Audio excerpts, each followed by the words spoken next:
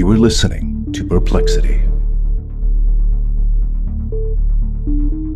On June 12th, 1962, three men would make history by escaping the unescapable.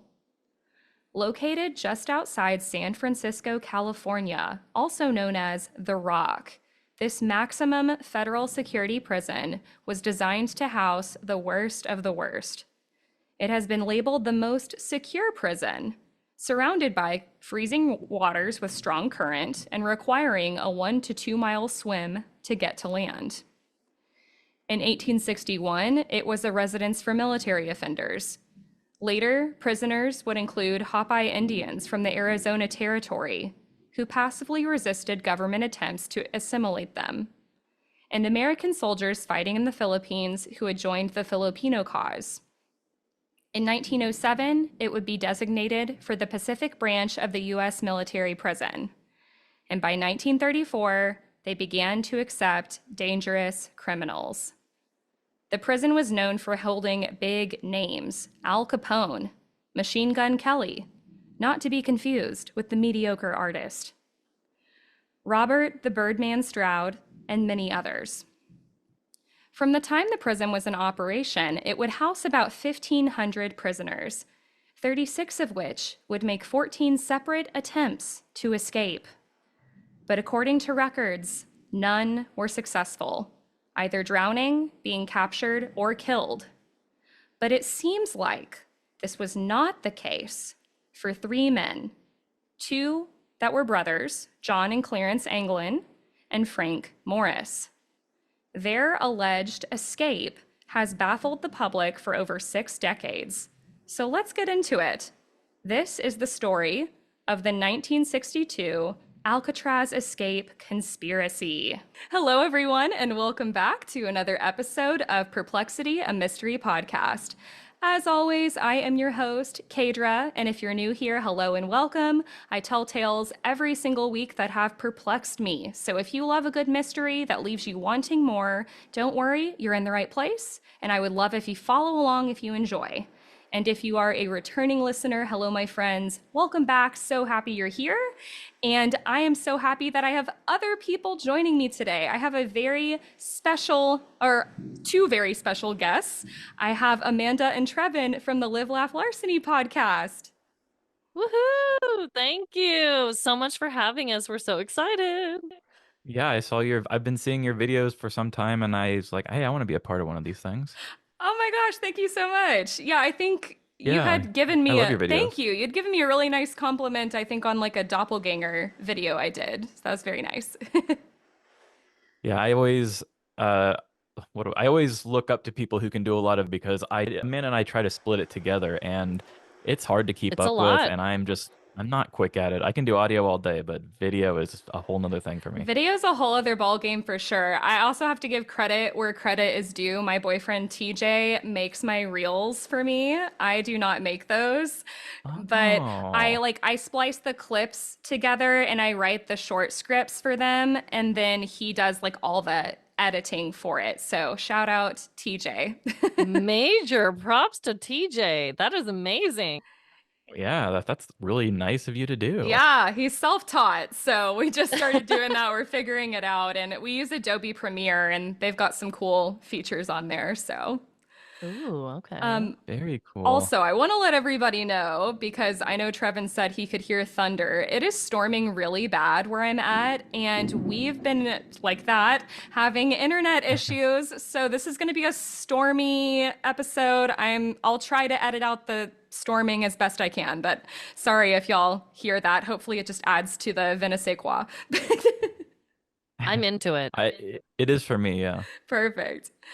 Well, for those of you who are not familiar with Trevin and Amanda, they host, like I said, Live, Laugh, Larceny, and it is such a fun podcast. Do you guys want to talk about your podcast for a minute before we get started? I just want to let you guys plug it really quick because I love your podcast. Oh, you're so kind. No, we love our show. We have so much fun doing it each and every week.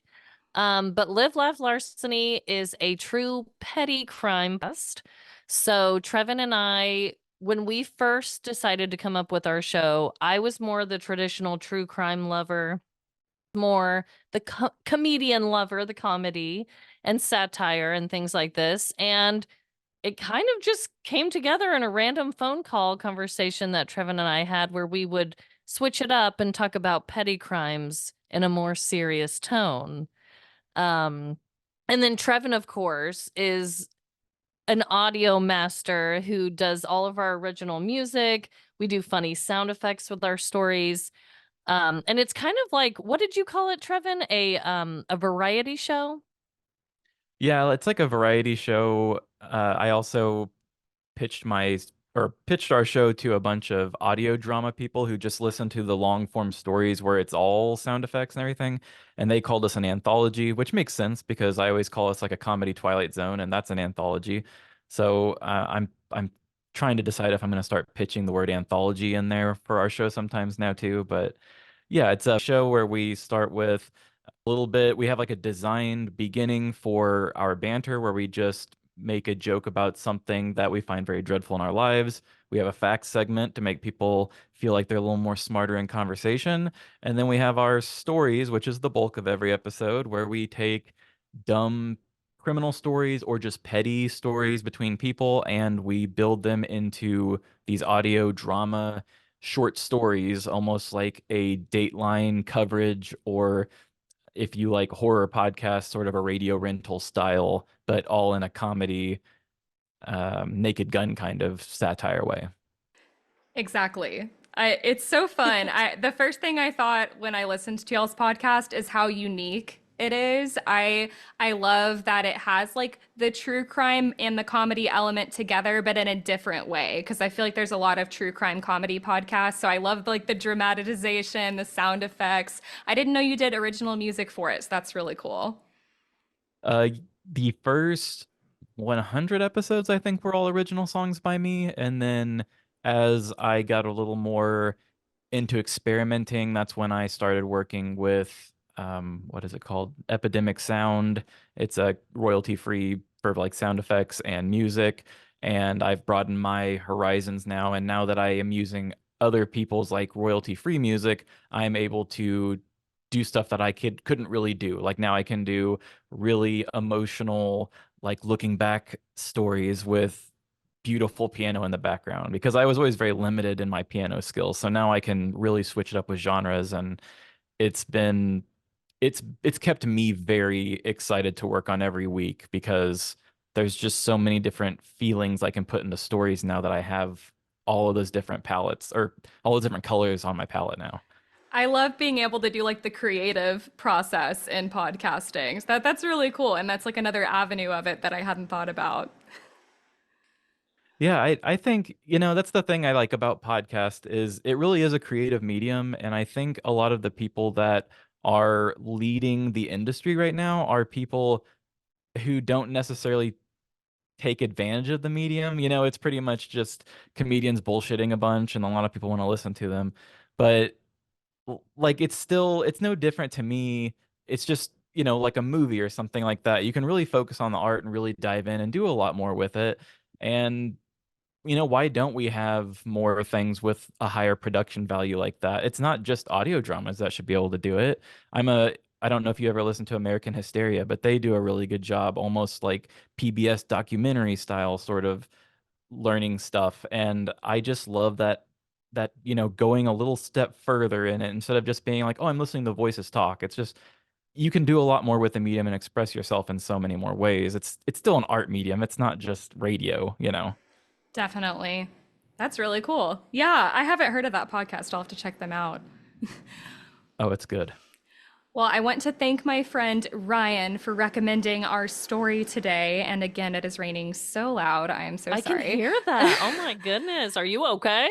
Yeah, I think so. It's supposed to hail, but later tonight. So no hail until tonight. I'm keeping an eye on the weather on my phone too. So hopefully, hopefully we're good.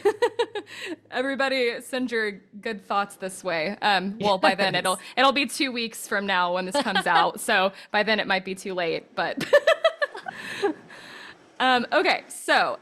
As always, sources that were used for today's episode will be down in the show notes. And I don't know, this podcast isn't for children. We might be cussing, but no other really triggers for today. So let's get into the Alcatraz escape. So Frank Morris arrived at Alcatraz in January of 1960. He had been convicted of bank robbery, burglary, and other crimes. He also had a known history of making repeated attempts to escape other prisons. He was known as an escape artist. They purposefully put him in Alcatraz, hoping that he would not be able to escape there because no one else had been successful in it, so why not put him there? And later that same year, John Anglin would arrive at Alcatraz, shortly followed by his brother Clarence in early 1961. Both of these men had also been convicted of bank robbery.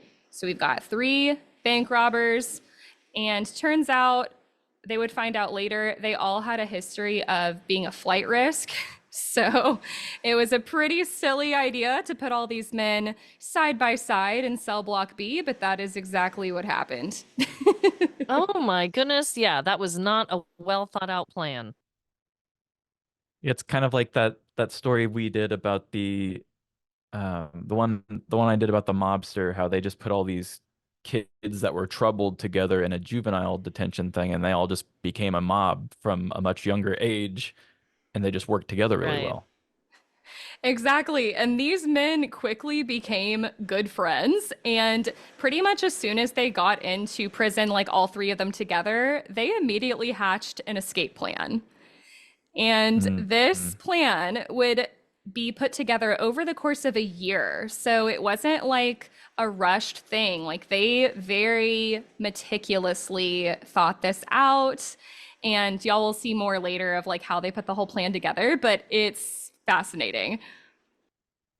Yeah, I was gonna say a year. That's not a split decision. That's a year of planning. Yeah, that's how you know they're good at it. Exactly. I don't know if they had made group attempt escapes in the past. Maybe the Anglin brothers had because, you know, they're brothers and they would kind of follow each other through prisons. But I know they all were flight risks. And Frank Morris would kind of become the lead in putting this plan together. He was known to be very intelligent, very cunning. And the 3 men also had help from another inmate, a man named Alan West, who I could not find a picture of, but he helped them as well. And they would just bide their time, plan everything, put everything together. In the early morning hours on June 12th, 1962, when it was time for bed check, just like any other morning, John Anglin, Clarence Anglin, and Frank Morris would not be found in their cells. Instead, prison guards would find, and this is amazing, cleverly built dummy heads made of makeshift plaster or paper mache, which had been constructed using homemade cement powder mixture, soap, toilet paper, flesh tone paint, and real human hair.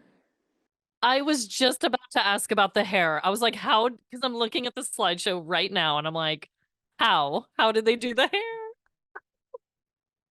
And honestly, they did great with the flesh tone too. Yeah, it bothered me so much too because there were like 10 different articles I read that were like, and real human hair, and no explanation of how the hair got on there. It's like, did they cut their own hair? Did they put it? I need to know. So then I finally found one source that said they stole this hair from the barber shop that was in Alcatraz. Ooh, that's smart. That was I just smart. assumed it was I their thought own. it was their own as well. They all And kind of have the same color hair. it could have very well been too, like maybe they got their hair cut in the barber shop and then they stole their own hair, but I just found it was from this barber shop, so pretty clever. Yeah, that makes it a lot less weird. It's not like you're just walking up to another prisoner and you're like, hey, time for a trim. Now, here's my question. Did they each make their own respective dummies, or do you think they just put it in one person's hand to be like, you're the dummy guy, and he just did all 3? Because I can see a lot of different expressions and like just artistic visions between the 3. You know, Frank's a little piggy, but John England's got a hell of a jaw on him and a great chin. He could be a Superman, but then Clarence, he's very abstract. He's got a little bit of a long face and only half of it. I just noticed they also have eyebrows and eyelashes on them. Yes. Yeah, the eyelashes is The creepy. eyelash, really, guys, I think was a little much. It's a little much. And I think it scared one of the prison guards really badly because whenever they went to do the bed check, they basically had these dummy heads sticking out of their covers and their beds. And the cell guard grabbed like this long stick and went to poke one of the dummy heads. Maybe he thought they were dead. I don't know. But then this caused one of the heads, I believe it was Frank Morris's, to roll onto the cell floor, and that caused the nose to be broken. So I don't know if you can tell in the photos, but the nose is kind of cracked, and that's because it landed on the floor. Wow. Could you imagine being that guard and you're like, that guy looks a little weird, kind of suspicious with the eyelashes. I'm gonna give him a little pokety poke, and then the head just comes right off. It's just like a cartoon to me. This whole thing is like super Looney Tunes. That's part of why I love this story so much. I didn't even know that's how this worked. So Amanda, when you went to art school, isn't that like an art practice to do a self-portrait or something to kind of see how you see You yourself? have to do self-portraits left and right in art school. I mean, I did a wire head of myself. I did charcoal drawings, paintings, photographs, everything. They're like, okay, do a self-portrait. And yeah, clearly these people have had a little bit of practice. So I feel like right before they pulled off this epic escape, they probably really got to know themselves very well. And it's important to know the kind of criminal you are before pulling such a big move. So I'm really invested in these people on their development. I love the idea of them having like this inner monologue and like we have to first know ourselves before we can escape. But you're probably right. They did need to know what they were doing, right? And they have a little show and tell, and they're just looking at each other's and like, oh, John. Why it took a year, okay? They had to do a lot of inner work. That's true. It's not a quick process, everybody. So after the men escaped, the prison would quickly go into lockdown and the guards would begin to search throughout the whole prison. They notified the warden, who then notified authorities, and the US military became quickly involved as well because they're in open waters. So they need to find these men quickly. But the men, we'd find out later, already had a 10-hour head start. Ooh, that's not bad. That's a great head start. Yeah. So the FBI would also be quickly notified. Their office in San Francisco checked for records on all of the missing prisoners, what's their deal, and they would find they all had made previous escape attempts. They all were known flight risk. The men's relatives were also interviewed and their identification records were compiled. Then they would contact basically anybody on the water, like boat operators, and they would like give the men's description and be like, okay, be on the lookout for these three guys. Wow, wow, wow. So, Yeah, it feels so obvious. Like I imagine all of them when they sign their name, like going into jail, they also signed, "I'm going to escape," and everybody was like, "I hope these guys don't escape." Yeah, one of them, I found like a little, I don't know if this was something someone made on the computer or if it's an actual like jail card, but I think it's Frank Morris in the photos. He has like a profile and that like they wrote this whole thing on him. I'll put all these photos in the Instagram, by the way, as usual for everyone listening. But they have like little profiles on all of them, and I feel like they should have just put in there like known escape artist or something. yes. Yeah. Like, come on, guys. We couldn't have put a little extra security on them. Watched them a little bit more during arts and crafts time. Yeah, and you'll see more and more as I talk about this story. I'm like, I'm sorry, they deserved to escape because y'all clearly were not watching these men. It would be 2 days before authorities would find any type of clue as to where the men would have gone as well. So 2 days goes by and there's this packet of letters that they find. I'm not exactly sure where, but it was sealed in rubber and it was related to the men. I think it was like letters from family and stuff like that they had like sent to the men while they were in prisons. They were kind of keepsakes and they took them with them when they escaped. They also found paddles, like makeshift oars, if you will, for a boat. and bits of rubber inner tubing. And this was all found near the freezing waters of the Pacific near Angel Island. Oh Um, my. yes, and Angel Island is, I looked it up earlier today. It's 10 miles from Alcatraz. So obviously we don't know if like all of this, kind of went to shore over that direction or what exactly happened.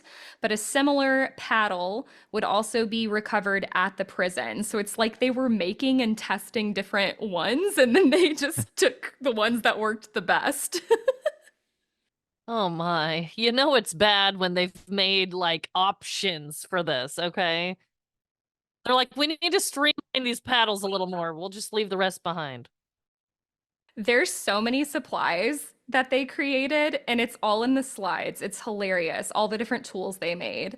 There was also a homemade life vest that they found at Cronkite Beach. So it seems like they stole these raincoats and they figured out how to inflate them, and they like somehow sealed them shut. And so they had little life jackets in case they went into the water. But there's no sign of the men. These are all the things they found. See, working together, covering all their angles, they know themselves. And then eventually, the investigation done by the FBI and the Coast Guard, the Bureau of Prison Authorities, they would start to piece the men's plan together. But this is largely because of Alan West. So Alan West was the other man that was helping them escape. He did not escape. He had to stay behind in the prison, and we'll talk about why later. But he snitched drew the on short them. Short stick? straw. Yeah, that's what I was Yep. thinking. I was like, poor guy. Yeah. Yeah. I think when it just, Nose goes. yeah, nose goes. And he was supposed to escape with them, but he didn't make it out. And he ended up snitching on them. So he is largely why we know what their plan was, because he helped them plan it for over a year. Would it be a spoiler if you told me if he got stitches? I do not know if he did or not, so no spoilers there. Okay. But I mean, he's in Alcatraz, and I don't think they would have taken very kindly to snitches. So, I'm Yeah, with that's you. true. so according to Alan West, the group had been planning this escape since last December after they came across some old saw blades. Using a homemade drill from the motor of a broken vacuum cleaner and spoons that they stole from the mess hall, the men figured out how to loosen the air vents located in the back of their cells, drilling closely spaced holes around the cover so that the entire section of the wall could be removed. And this would also require them getting through 8 inches thick of concrete walls. They would hide the holes with whatever debris they had in their cells. So they were very persistent. So they had a secret wall, a completely secret wall of like weapons and oars and all the things they used. So from what I gathered, the only thing that was in their cells were the little holes behind the air vents, but each of them had been digging at these holes for months and months and months, and then they would just cover them up with random debris. So they clearly were not doing cell checks and like I can't remember what it's called, but when they like go through and they're like turning everything over. Right. Not turnover service, right? Yeah. And it reminds me too, have you guys seen the Unlocked Prison Experiment that just came out on Netflix? I've heard of it, but I have not watched it yet. I have not. No. So it's this whole prison experiment that they're doing in I think it's Arkansas or Georgia, I can't remember which one, but it's like people who are in their cells 23 hours a day. They're violent offenders. And the whole experiment is what happens if we unlock the cells for a few weeks and we actually treat these people as human beings. We keep the guards out, and we just monitor them 24/7 on camera. And what ends up happening is a couple of the men skip ahead if you don't want spoilers and you guys want to watch this. But a couple of the men decide that they just want to like party it up, and they make like hooch, like wine in the Love that. toilets. Yeah, they make like joints out of like coffee, like or paper towels that they dip in coffee, and they like smoke these like coffee joint cigarette things. They create some really incredible things. Like I feel like when you have nothing but time and when you're bored, that is when you're the most dangerous. And that these men had nothing but time, and they were clearly very determined. Wow. Yeah, and the most creative. Yeah, they knew how to apply themselves. Mm-hmm. I mean, and they wanted to have fun, so hey. Yeah, and they were working on other materials too, but when they made the holes in their rooms, they finished those by May of 1962, and that's when they went to the next phase of their plan. And so they started going towards this unguarded utility corridor behind cell block B, and then they would climb. Basically, there was like another level above cell block B where they all were. So they found this way to like sneak up to this other level, and they created a secret workshop. And there's a picture of the workshop in the pictures I sent you guys. I have to look at this. Oh my god. Oh. That's a lot of space. Look at that. For real. For secret space, that's great. Yeah, so Alan West had been assigned actually to paint in this area by the guards. So it wasn't a secret area, it just was unguarded. They knew about this area. They would tell Oh. Alan to go do assignments and paint up there all the time, but they didn't monitor him. So he just started having all the men go up there, and then they could make all their little tools. It's like their little clubhouse at this point. Exactly. No girls allowed. So in this workshop, they would take turns alternating shifts with one person working and the other person on the lookout. And they would work from 5:30 p.m. to 9 p.m., giving them just enough time to return to their cells before the last head count. Okay. That's a lot of hours. Yeah. Like A I lot. can't Yeah. I can't even go that long without my kids, luring around the corner at me and being like, "What are you doing? What are you doing?" Let alone guards at the supposedly toughest prison to get out of, or just like letting them have hours of free time. Exactly. In their clubhouse? And it's funny too. So, Trevin, when you were describing the heads earlier and you said one of them was pig-like, Uh-huh. okay, so they nicknamed their dummy heads. And when they made them up in the Ooh. workshop, they gave them pet names Oink and Oscar. Oink and Oscar. That was John and Clarence's names of their heads. I don't know which one was Oink and which one was Oscar, but I'm assuming the pig-like one was Oink. It's gotta be. I would It's gotta say. be the one. Unless they just love irony. Using a variety of stolen and donated materials, they would build and hide everything they needed to make their escape in the workshop. Among the items stolen, are y'all ready for this? No. Was more than 50 raincoats from the prison shop where they were manufactured. I don't know why you need raincoats in prison, but they stole 50 of them. Wait, was that to make the raft or whatever? Yes, they would create Okay. life preservers and the raft using these raincoats, is my understanding. Okay. And the raft was 6 by 14 feet. So, I mean, it was a full-sized raft. And they stitched it together using like some type of treating on the rubber and some technique called vulcanizing. I don't know what that is. They used hot steam pipes in the prison to help like weld the rubber together. Like, this is engineering. These men applied themselves. Yeah, you have to give them credit for that. Oh, yeah. You can give me a smartphone and you can give me an Amazon profile with all the money in the world, and I would not be able to make myself a raft with all the equipment necessary. So in one of the men's cells, I can't remember which one, but the FBI and the like wardens, they all start searching the cells and they're doing all this investigation. Somebody found this 1960s magazine called Popular Mechanics in one of their cells, and that's in the pictures. So they think that this is how the men figured out how to make the raft, because in this magazine, they teach you the vulcanizing technique. And so they literally like figured out how to do this because of materials they had access to in the prison. They're just going to the prison library, just doing all these DIY projects. Exactly. Sounds like a dream. Sounds like a dream. Yeah, you're just asking for an escape.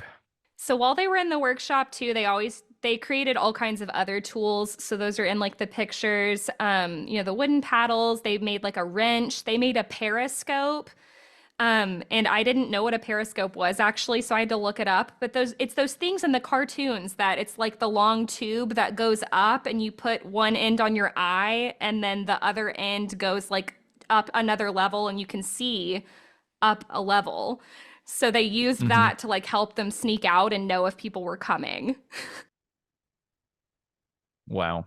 I mean, that's smart. I wouldn't even have thought of looking ahead like that to literally look ahead like that. Right. That's the thing, that these men had over a year. So imagine if you were working on a podcast project, like one episode for over a year. You have so Ooh. much time to think about it. You know what I mean? They thought of everything. Ugh. You're like, that sounds like a nightmare. Yeah. I did a solo album for 6 months, and that was enough as far as putting a lot into one thing. Yeah. But a prison escape, you do need to take your time with it, I'm sure. I hope you're going to tell us what snacks they packed, because they're so damn thoughtful. I don't know what snacks they packed, but now I want to know. Oh. They had to have What had do a you guys boat think? snack. What do you guys think they took? What's popular in prison? Probably like some candy bars or something. Keep the blood sugar going. Cigarettes. Oh, yeah. Did they have like some part of me- version of ramen noodles back then? Probably. Just eat them dry. Some like preserves. Or just pockets full of gruel. Gruel. I honestly wouldn't be surprised if one of them was just like, I'm a man, let's just eat dirt and keep going. Like we can't think about food. We did everything else right. Yeah. But they probably thought about nutrition. I mean, they're smart as hell. I would Yeah. think so. I think they thought of everything. That's a good point. And they probably, when they strung the raft together, I mean, it was out of raincoats. And I was just listening to another podcast where they had this raft that had little pockets in it. So now I'm wondering if this raft had pockets because of the raincoat, and then they could just stuff whatever supplies they wanted in there. That would be cool. Ooh. Oh my god. I love that. Hidden pockets. Why don't they design women's pants? Yes, please. Thank you. Thank you. We need more pockets and we need bigger pockets. 100%. Thank you, Trevin. That bothers me so much. You're welcome. They also created a tool from a musical instrument and took this with them so that they could inflate the raft. So I'm guessing some type of like flute, and then they could like blow into it to blow up the raft.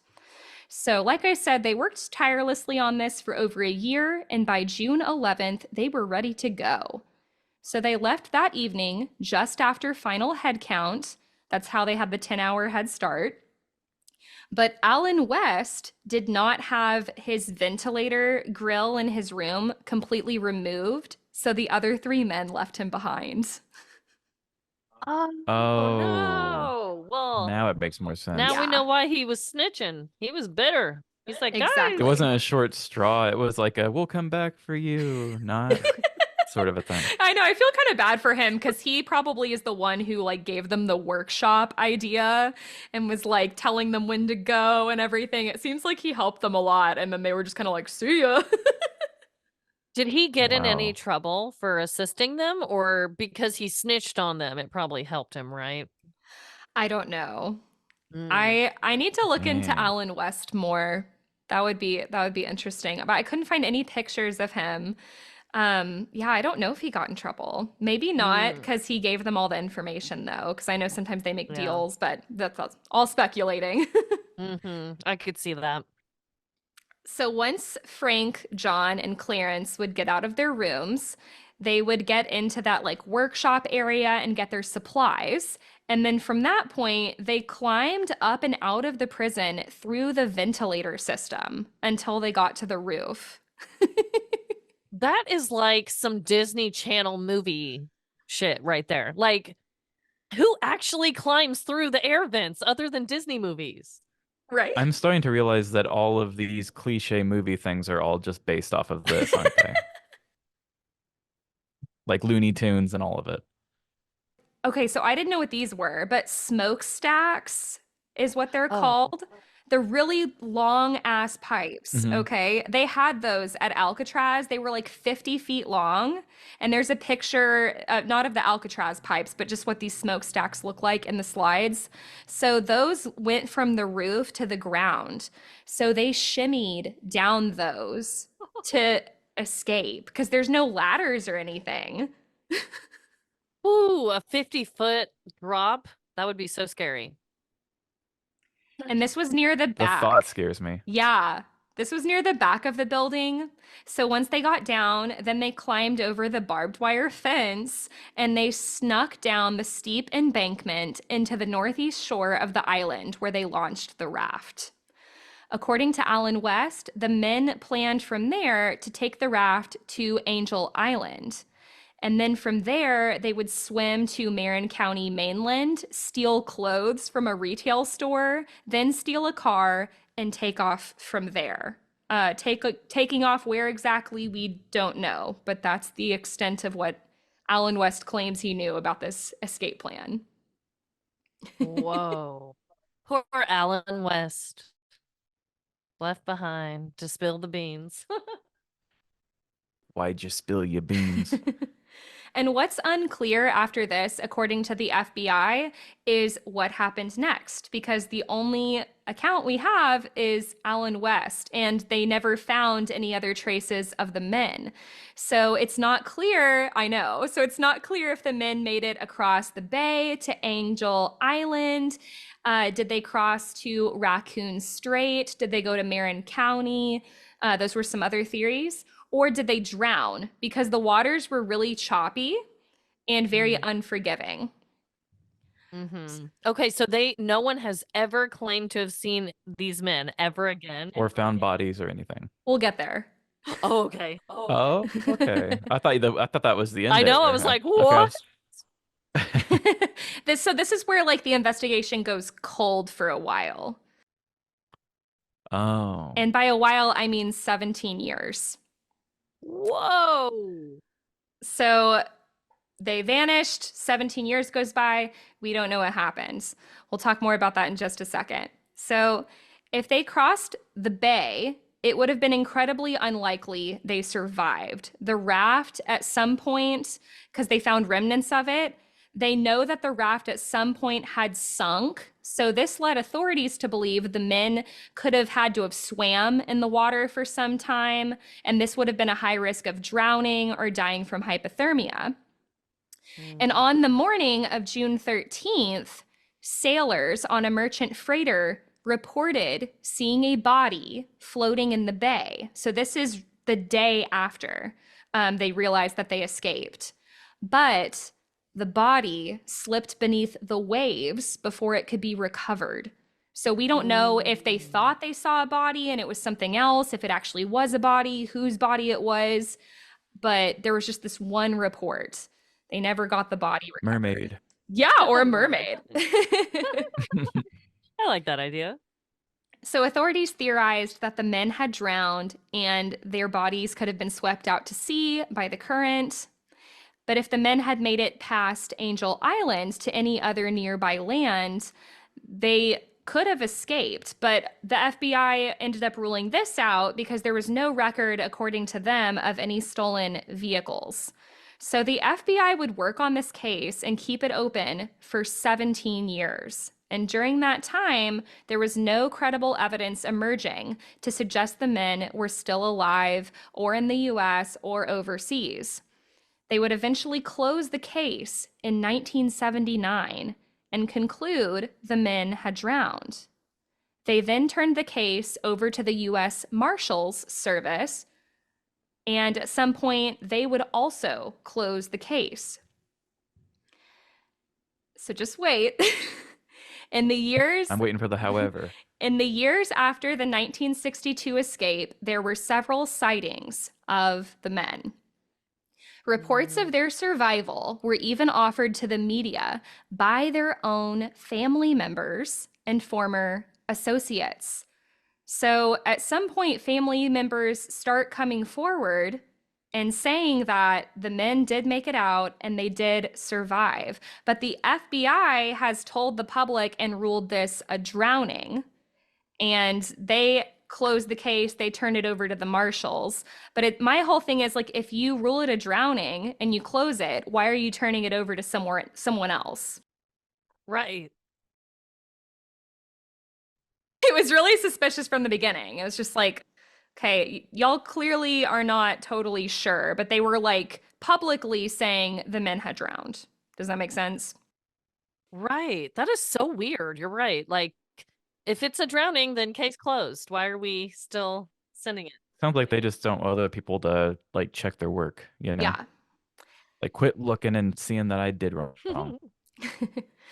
And so this is where the conspiracy begins, because remember at the beginning I said this is a conspiracy. So according to the FBI, no one has ever successfully escaped from Alcatraz, either drowning, succumbing to the elements, being caught, or being killed. But in 2022, so very recently, the marshals would release new information about the case. Because remember, it was handed over to them after the FBI, quote unquote, solved it. So the US Marshals in 2022 publicly released age progression images of Frank, John, and Clarence. The photos were courtesy of the FBI, which is interesting because the FBI said they drowned and they closed the case. So why are you making age progression photos if you think they're dead? Right? Yeah, that seems like a waste of time to have somebody do that. Probably just an intern who had nothing better to do, who loves his job, doing a little, burning the midnight Really oil. wants that promotion. Yeah. Federal officials also started asking citizens to be on the lookout. So they released these age progression photos. And these men would be in like their 80s at this point. And they're like, be on the lookout for these men. Yeah. So here's where we get to like the information, okay, that came to light. So according to Fox 59, there actually was a vehicle reported to be stolen shortly after the men's escape, even though the FBI reported there were no such reports. So from what I gathered here, there was some journalist that stumbled across this story and was fascinated by it. They worked for Fox 59 and they start digging into records in this area, and they find there actually was a vehicle stolen on the day that the men disappeared from Alcatraz. And that's a pretty big overlook by the FBI, I'd say. yeah, and I couldn't find the exact city where it was stolen from, but they say it's like in the area that the men had planned to go to. So, it could be coincidence, but they had this come out. And then the other big thing is that authorities received a handwritten letter in 2013. And remember, we didn't hear about any of this till 2022. So nearly a decade prior, authorities get a handwritten letter. It was handed over by CBS San Francisco. So I'm wondering if we ever would have found out about this if the media hadn't leaked it. But the letter, I'm going to read it to you. Ooh, okay. Okay. So the letter reads, "Hello, my name is John Anglin. I escaped from Alcatraz in June of 1962 with my brother Clarence and Frank Morris. I am 83 years old and in very bad shape. I have cancer. Yes, we all made it that night, but barely. End quote. And then there's some other quotes that say, like, he would go on to say, blah, blah, blah. So he would go on to say something to the effect of he lived a full life. He was living in Seattle for a while. Then he went to North Dakota. And at the time he sends this letter, he claims he was living in Southern California. So not far from where he first escaped. That's pretty ballsy to return to the state. And They always return to the scene of the crime. Can't and help this themselves. letter was the reason that the case was reopened. Wow. Okay. So they got that in 2013, and nobody knew about the letter till 2022. Is that what you said? So the authorities got the letter in 2013, and then it was leaked by someone in the media in 2022. So, and that's Wow. also when the age progression images were released. So it seems like they sat on this for a long time, allegedly, and then released everything, literally just 2 years ago. So this. And nobody's found him? So the writer would explain in 2008 that Frank died and Clarence died in 2011. But there is something we'll get to before that as far as sightings go. So hold that thought. So the letter would also say, if you announce on TV that you've received this letter, and that I will be promised first to go to jail for no more than a year and get medical attention, I will write back to you and let you know exactly where I am. This is no joke. So he was trying to make a deal with them. And we don't know what happened after that. Like, we don't know if they tried to make a deal or reached out to him or what happened, but I'm suspecting we'll hear more. The FBI, we do know, examined the letter for fingerprints and DNA, and they also examined the handwriting. But like so many handwriting analysis, the results were inconclusive. I hate that. I hate it when things are inconclusive. Yeah. He probably did it on purpose because he's so damn thoughtful. He's so smart, right? Yeah, he wrote funny. He wrote like a left-handed robot. and yeah. Okay, so sightings. There was new evidence presented in a 2015 History Channel special show showing an alleged photo of the escaped brothers, John and Clarence Anglin. And the picture was supposedly taken 13 years after the men escaped. And this is in the photos I sent you guys. Clarence is on the left and John is on the right. In this photo, they are in Brazil, according to the person who took this photo. So the photo was taken allegedly by one of the Anglin's family friends, a guy named Fred Brizzi, and he claimed he ran into the brothers in Rio de Janeiro in the 70s. And they like hung out with him for a while, and Brizzi held on to this photo until 1992. He handed it over to some other family members.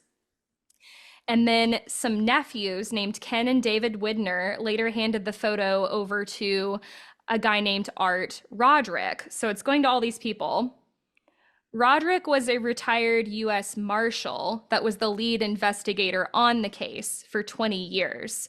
So this fell into his lap, it seems like sometime after 1992. But we don't know exactly when. So Roderick would then commission a forensic artist to analyze this photo because he wants to know if it's possible, if this is actually them or if it's some type of hoax, if it's someone else.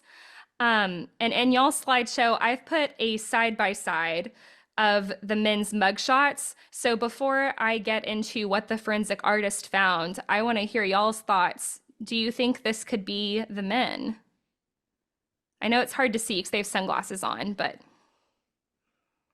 I could see it. I can see it in the hairline, and I mean the blondie on the right over there.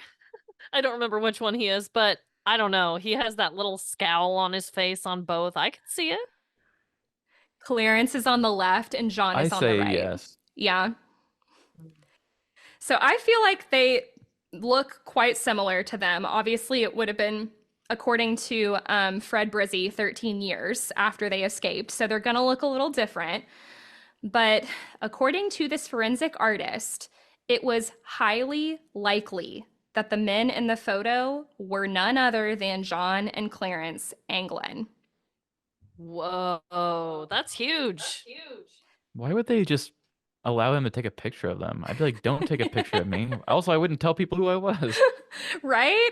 Yeah, I don't know. I mean, maybe because they're like in another country, they think that they're like fine. You know what I mean? Or it's been 13 years, so they could slip up. It happens all the time in crime Hmm. cases, but Right. And this is before social media. So it's not like they're like, oh, posting on Facebook with the location, It's like they probably took it on a Polaroid. They had to get it developed. It's a whole process. Yeah, I exactly. guess my argument is just that whoever took that picture was like, oh, I got a picture and it's these guys, So at least he was familiar with who they were. Mm-hmm. Yeah. So it's at this point that the US Marshals develop a theory. So they look into Fred Brizzy, the guy who took the photo, and he had a criminal record. He, they theorize he may have helped the Anglins escape, basically, because they think that the only way they could have gotten all the way to Brazil is like being smuggled on like a boat or something. So I don't know all the evidence they have because so little information has been publicly released, but one of the theories is that Fred Brizzy had access to like a boat or a plane and helped them get over to Brazil. And then he snapped this photo of them, but they had been hanging out a lot more than he like let on, essentially. Well, if that were the case, then that would make me understand why they would let him take his picture or their picture. Yeah, that's true. They're already kind of colleagues. Right. They're friends. So I also just wanted to briefly mention this because I thought it was interesting. So, like I said, the FBI had ruled it a drowning, and in the media, a lot of officials would talk a lot about how these waters are so treacherous, they're so dangerous, there's no way these men could have survived, blah, blah, blah, blah, blah. So while I was doing my research, I came across this triathlon that is held in these exact waters every single year, and people are able to make the swim. So this Right. Like, so seemingly that just proves they can do impossible. it, right? Yeah, yeah, exactly. And I mean, these men were young, they were in good shape, they shimmied down a 50-foot pole. Like, I think they could do it. They proved themselves in way or in like many other ways that they were determined and gonna make it. Like there, in my mind, there was no way they were gonna make the shimmying and build the heads and have a play area and build all this stuff from scratch just to fail in the water. Like I don't think so. So the conspiracy essentially is that the men escaped, the FBI knew they escaped, and that they just ruled it a drowning because they couldn't find them and they didn't want it to be like this public spectacle of like this inescapable prison is actually not escapable. Totally. So, It makes Yeah, them it look makes them look bad. stupid. Yeah. Yep. so what do you guys think? Do you think the men escaped? Do you think they made it out of the Pacific Ocean alive? I think they did. I mean, like you said, these people doing the triathlon can do it, and also they had a raft for at least part of the ride. So it's definitely possible. Right. Yeah, it's kind of like what is that Bannister guy? The guy I'm gonna sound so stupid. The guy who did like the first was it 5 minute mile or 10 minute mile running, whatever it was. And once he did it, then many other people were able to do it just because somebody showed that it was possible, then other people saw how easy it was, and then more other people wow. And then other people are able to achieve the same thing because they they have that belief that it's possible. because somebody already did it before them. I mean, the fact that people believe these people did it, then other people build a whole triathlon based off of it. It's probably just it would sounded unheard of at the time because it was 1962, and they're like, who the hell would want to make this swim? But I don't think it's like physically impossible by any means. It's just nobody really tested it back then. There was no such thing. Well, I mean, I'm sure there was, but there was no like uh people who just for fun swim 20 miles a day. That wasn't a thing back then. Exactly. Yeah, and I mean, the one thing I did think about is like in the triathlon, they're in wetsuits, which would help them stay warm, whereas these men would not have been. But they're prisoners. They're used to harsh conditions. These guys were seasoned criminals. They had been in multiple prisons. You know what I mean? So, I mean, I think it's possible. They were all in good shape, all healthy as far as we know. So, and also, it wouldn't be the first time that the FBI has covered something up, allegedly. So, Allegedly. That's true. allegedly. Yeah, it also just comes down to, I think, survival and adrenaline. I think that also played probably a huge part for them. Like they were probably insanely determined. So we may never know if Frank Morris, John Anglin, and Clarence Anglin truly made history, being the only men to have ever successfully escaped Alcatraz. If they drowned in the Pacific in 1962, if their escape plan and dedication did work and they made it out, working tirelessly for over a year due to the lack of security, whatever the case, it is certainly a perplexing story. And that, everybody, is the story of the infamous 1962 Alcatraz escape conspiracy and the story of Frank Morris and the Anglin brothers. Well, it's a lovely story, and I actually surprised I didn't know that much about it. I had never Same. heard of it. Same. Yeah. I had never I'm heard intrigued. of it. Yeah, I mean, my good friend, for them. right? I know. I kind of stan. Like they were robbing banks and that money was insured. So it's like I don't know. I Right. don't really think like they deserved to go to Alcatraz. And also if they're this brilliant at escaping, they're gonna find a way, you know? And it seems like they lived quiet lives after that if they did escape. So, you know. Right. They just had the one photo ever taken of them in their whole life. I can't even believe that. They weren't violent criminals, is my whole thing. So I'm just kind of like, Yeah. Let them live. And I can't imagine like how many people got fired after that, though. They're like, you guys let these people have a clubhouse? These prisoners had a clubhouse and they built dolls together? And Yeah. you let them do it? When did Alcatraz close down? Because I'm kind of wondering how soon after that Oh, you know what I don't know. mean? Oh, I don't know. Mm-hmm. Oh, Let me that's a see. good question. Oh, okay. They closed down March 21st, 1963. They escaped in Okay. 1962. So I feel like that was connected. I did not know that that prison shut down that long ago. Okay, so it says online that it did not close because of the disappearance of these men. They say it was because the institution was too expensive to continue operating. But I mean, who's to say? Too expensive. Maybe they need to start buying all the arts and crafts for the prisoners. I don't know can't. how expensive it would be. It's not like they were highly guarding them. Right. What Oh are you my paying Yeah, and it was for? just a giant dungeon. Yeah. Right. And the prisoners are painting for them. It's not like they're having to pay people to do all these things. I want to research Alcatraz more though, because one of the things I was reading is that a lot of the prisoners actually said this was like one of their favorite prisons to stay at because it was like really safe. And the men like felt like they were least likely to get attacked or killed in this prison. But then obviously like these men weren't really well guarded. So I just remember reading that somewhere and I was like, I'm confused why they're saying this and then these men could like go and do all of this. I don't know.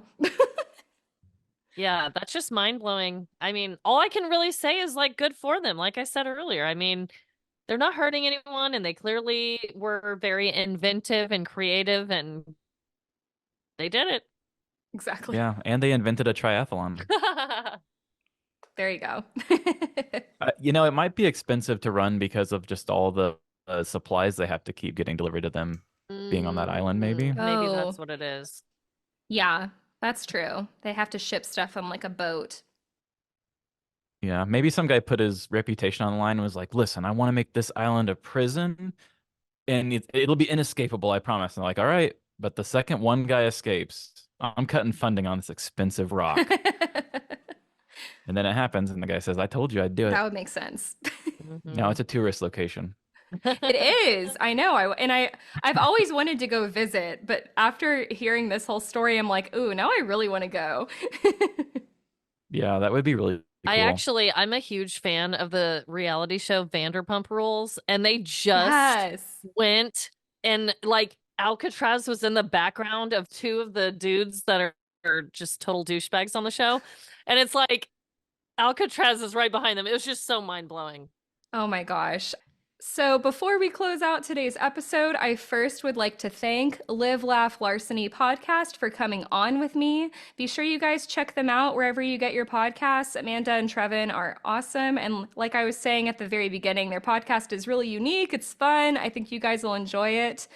Be sure also, if you enjoyed this episode, to let me know. You can leave a comment on YouTube. You can leave a comment on this exact episode. If you are listening on Spotify, you can review, subscribe. That always helps the show. You can leave reviews on Apple and write them out. Also, don't forget, I have exclusive bonus content that I release almost every week on Patreon. So if you want to support there, you can check me out. It is much appreciated. All the support links are down in the show notes. So, Trevin, Amanda, this was so much fun. Thanks again for coming on. Thank you. Thanks for having us. Thank you for teaching us everything about the escape. I loved it. Yeah, I'm glad I learned a lot. Definitely.